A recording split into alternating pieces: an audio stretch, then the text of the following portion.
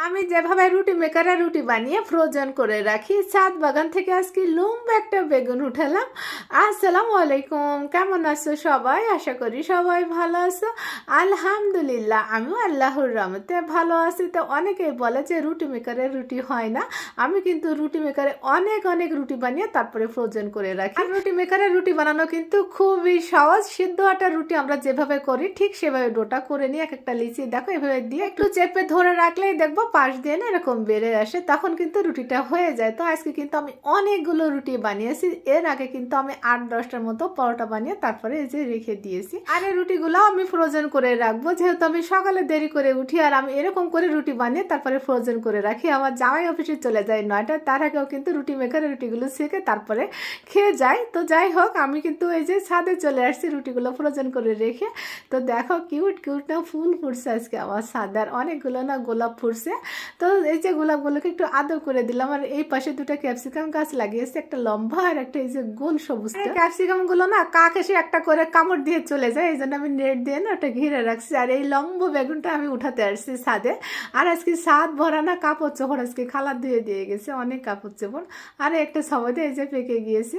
তারপরে আবার এই গাছটা দেখি অনেকগুলো ফুল ফুটছে, তো একটু হাত বুলে তারপরে যে চলে আসছে। আর এই মাছগুলো হচ্ছে কোরাল মাছ, আমরা তো ভেটকি মাছ বলি। তো যাই হোক, এই মাছগুলো একটু লবণ হলুদ আর মরিচের গুঁড়া মাখে এটাকে ম্যারিনেট করে রাখবো।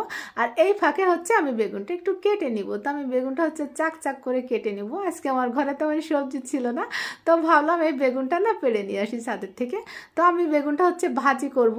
তো এই যে আমি চাক চাক করে কেটে নিয়েছি, তো একটু পোকা মতো হয়েছিল, তো আমি কিন্তু কেটে ফেলে দিয়েছি। তারপরে সুন্দর করে এই যে পানি পাল্টে আমি 2-3 বার ধুয়ে নিয়েছি। এখন হচ্ছে এটা লবণ হলুদ মরিচ গুঁড়া আর একটু চালের গুঁড়া দিব, দিয়ে আমি সুন্দর করে এটাকে মাখিয়ে তারপর এই বেগুনগুলো না আমি আজকে ভেজে নিব। তো যাই হোক, চলো চলে যাই। আর এ পাশে হচ্ছে আমি মশলা কষিয়ে নিয়েছি, আর এখন দিয়ে দিচ্ছি কেটে রাখা আলু। তো এই আলুগুলো দিয়ে মটরশুঁটি আর ওই যে কোরাল মাছটা আমি ভেজে তারপরে ওই আলু দিয়ে রান্না করব। তো মটরশুঁটি দিয়ে এভাবে কোরাল মাছ আলু দিয়ে রান্না করলে কিন্তু খেতে বেশ মজাই লাগে। তো যাই হোক, আমি কিন্তু আজকে টমেটো দিই নাই, ভাবলাম যে আজকে টমেটো ছাড়াই না রান্না করব। আর এই মটরশুঁটিগুলো ছিল আমার ফ্রোজেন করা গতবারের, তো এবার আবার রাখবো। তো ভাবছিলাম যে যেগুলো আছে না ওগুলো নাকি খেয়ে ফেলি। তো ওর সাথে আমি গাজরও রেখেছিলাম, এই জন্য কয়েকটা গাজর কুচি ওর সাথে চলে আসছে। আর এই যে মাছ ভাজিটা আমি কিন্তু একটু উল্টে দিচ্ছি। আমি হালকা করে মাছটা না ভেজে নেব, বেশি কড়া করে ভাজবো না, মাছটা কিন্তু ফ্রেশ ছিল। আর ওপাশে চুলায় আলু আর মটরশুঁটি আমি খুব সুন্দর করে না কষিয়ে নিয়েছি। আর এখন ঝোলের পানি দিয়ে দিচ্ছি। ঝোলের পানিটা যখন একটু বলক চলে আসবে তখন আমি এই যে ভেজে রাখা মাছগুলো না একে একে দিয়ে দিব।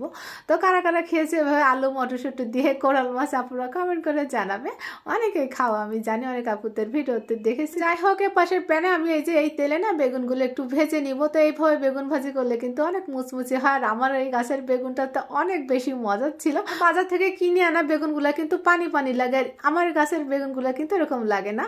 তো যাই হোক, এই যে উল্টে পাল্টে আমি কিন্তু সুন্দর করে একটু ভেজে নিয়েছি। আর ওপাশে দেখো ওই যে মটরশুঁটির তরকারিতে কিন্তু আমি ধনিয়া পাতা কুচি দিয়ে দিয়েছি। আর এদিকে বেগুন ভাজিটা কিন্তু হয়ে গিয়েছে, আমি এটা নামিয়ে নিব। আর ওই প্যানে আমি একটু বেশি করে পেঁয়াজ আর কাঁচামরিচটা ভেজে নিব। এভাবে পেঁয়াজ আর কাঁচামরিচ ভেজে বেগুন ভাজির সাথে খেতে কিন্তু বেশ ভালোই লাগে। তো এই যে ভাজা হয়ে গিয়েছে, আমি নামিয়ে নিয়েছি। আমি সকালেও কিন্তু এক পদে রান্না করেছিলাম। আসলে আমার শ্বশুর হাসপাতালে, তো শাশুড়ির জন্য ভাত পাঠাতে হয়, শ্বশুর তো খেতে পারে না। তো যাই হোক, আজ এই পর্যন্ত। সবাই ভালো থেকো, সকালের জন্য আমার দোয়া থাকবে। আসসালামু আলাইকুম।